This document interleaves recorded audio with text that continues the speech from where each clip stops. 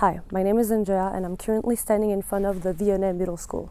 It's one of the 19 middle schools in the canton of Geneva which has been using the T-shirt of shame as a form of punishment. Aimed to educate its pupils and students, the T-shirt of shame has notoriously been used on an overwhelming majority of female students. As a matter of fact, studies have shown that out of 35% of punishments related to clothing, only 9% of them were targeted on male students. But these numbers only reflect one canton, the canton of Vaud, so the numbers could be a lot higher. Recently, groups of students have been protesting against this form of punishment and its symbolism of sexism and of rape culture. Today we meet MUF, a feminist student body which has been involved in these protests against the T-shirt of shame. Moi je m'appelle Emma, je suis cofondatrice du MUF. Moi je m'appelle Rimena, j'ai 23 ans et je suis maman au foyer. On a essayé déjà de se réapproprier en fait le terme meuf qui est à la base plutôt un mot quand on veut ne pas dire femme, parce que le mot femme on dirait qu'il est tabou, on dit une fille pour une femme qui a 40 ans et sinon on dit meuf. On a vraiment envie de se réapproprier ce terme en disant que oui on est les meufs, donc on s'organise en fait en mixité choisie et mixité choisie ça veut dire que on a envie de parler en personnes concernées, et les personnes concernées, c'est les femmes qui se reconnaissent comme telles, donc les femmes cis et les femmes trans, et aussi les personnes non-binaires. C'est pour ça qu'on a voulu mettre l'étoile, c'était aussi pour inclure les personnes non-binaires.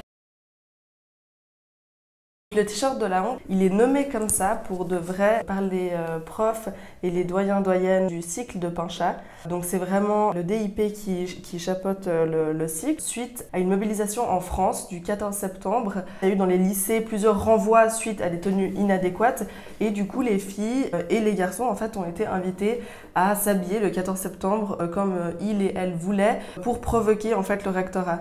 Et à l'écho de ça, vu que Genève est très proche de la France, il y a eu plusieurs témoignages en disant « mais dans mon cycle c'est pareil, pas plus tard que hier, j'ai dû porter le t-shirt de la honte ». Donc c'est là que ça a commencé. Et en fait, ce t-shirt à Pinchat, c'est un t-shirt XXL où c'est écrit « je porte une tenue adéquate » qui est donné en fait aux jeunes filles principalement. En général des filles qui sont formées plus jeunes que d'autres, qui ont déjà une poitrine, qui ont peut-être leurs épaules découvertes parce qu'il fait chaud l'été. Et ensuite, on s'est rendu compte que dans chaque cycle de Genève, il y avait une variante de ce t-shirt. Soit c'était des renvois, soit c'était un autre t-shirt qui n'était pas nommé pareil. Par exemple, dans mon cycle, j'étais au cycle du Vionnet, c'était un grand t-shirt XXL M budget qui puait parce qu'en fait, il n'était jamais lavé. Et du coup, les filles qui devaient porter ce t-shirt avaient la double honte parce que déjà elles puaient et en plus de ça, elles devaient se cacher derrière un immense t-shirt pendant toute la matinée et aller se changer à midi ou si elles refusaient se faire renvoyer. J'ai pas été renvoyée, j'ai eu plusieurs remarques, d'ailleurs une qui était vraiment d'une prof, une femme, qui était très machiste en fait dans tout ce qu'elle faisait. Tout au long de l'année, elle a toujours fait des remarques sur les femmes, comme quoi on ne devait pas déconcentrer les garçons. J'étais dans une classe en fait où on était 2 filles et c'était 13 garçons. Et un jour, je suis arrivée avec une blouse en fait un peu ample, mais elle était décolletée. Elle s'est posée en face de moi et devant tout le monde, elle a parlé hyper fort comme si elle donnait son cours. Elle a dit « Rimena, c'est quoi ton but de mettre ce haut? Tu veux montrer ta poitrine à tout le monde ?» Je la regarde, je dis « Pardon ?» Elle me dit « Oui, c'est la dernière fois que je t'accepte dans un de mes cours si t'es habillée comme ça. » Donc, humiliation, évidemment, toute la classe me regarde. À la fin de l'heure, je suis allée vers elle et je lui ai dit « Par contre, ce genre de remarque, avec moi, plus jamais. » Elle s'est excusée et j'ai dit « C'est gentil de vous excuser maintenant en privé. Vous m'avez humiliée devant toute la classe, donc les excuses, j'aimerais que vous les fassiez la semaine prochaine devant toute la classe. » Et c'est ce qu'elle a fait. Bah moi, j'ai toujours ressenti ça des profs. Jamais un camarade homme-femme m'a fait une remarque sur... Enfin oui, on m'a dit « Ah, tu t'habilles sexy », mais jamais on m'a dit « Ah, c'est indécent, tu devrais pas faire ça ». Ça me déconcentre. Jamais j'ai entendu un garçon être déconcentré par la tenue d'une fille. Par contre, c'est l'argument principal des profs. Ça déconcentre les garçons. En parlant avec la cofondatrice de Balance ton école, elle a reçu beaucoup de témoignages de garçons qui ont soutenu leurs amis en disant « Je suis pas d'accord, et si vous la renvoyez, vous devez me renvoyer aussi ». Et en fait, les profs étaient 2 fois plus fâchés contre eux parce que c'est comme si, du coup, ça faisait foirer toute leur théorie. Parce que quelque part, c'est les profs qui projettent ça sur les garçons. Et en fait, des adultes qui sexualisent des enfants, on appelle ça des pédocriminels. La culture du viol, c'est toutes ces choses qu'on banalise. qu'on se dit « Ah, mais c'est normal, une fille, elle doit pas s'habiller comme ça, elle doit pas marcher dans cette ruelle, elle doit pas faire ci, elle doit pas faire ça », alors qu'on n'entend jamais le contraire. Ne regarde pas cette personne, ne la sexualise pas, n'aie pas un regard malsain, on n'entend jamais ça dans l'autre sens. Ça m'a mis 23 ans pour que j'ouvre les yeux, que je me rende compte qu'en fait, on est dans cette culture du viol en permanence. Je pense qu'un homme, il a jamais eu ce sentiment. Se dire « Ah, si je m'habille comme ça, peut-être que je peux me faire violer ». Ça met une responsabilité sur les filles. C'est très grave, surtout à un âge où on apprend à savoir qui on est, à qui sont les autres. Donc dans un développement personnel et psychologique, c'est super grave en fait de dire que il peut m'arriver ça si je fais ça, du coup je dois me cacher derrière un t-shirt pour être dans la voie publique. C'est vraiment, dans la rue je dois m'effacer, à l'école je dois m'effacer, à la maison je dois m'effacer. Je n'ai pas le droit d'exister sous mes conditions parce que sinon, si il m'arrive quelque chose, ce sera de ma faute. En autorisant la pratique du t-shirt de la honte, c'est ça le message qu'on fait passer, c'est que l'éducation des garçons sont plus importantes que celle des filles et qu'on sera d'accord de renvoyer des filles chez elles au nom de l'éducation des garçons. Ah bah moi, je sais pas. Justement, je sais pas.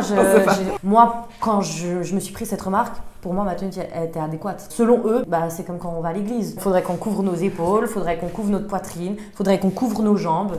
Le problème, c'est que ce serait même pas assez parce qu'ils diraient « Ah, tu t'es maquillée, ouais. donc nanana.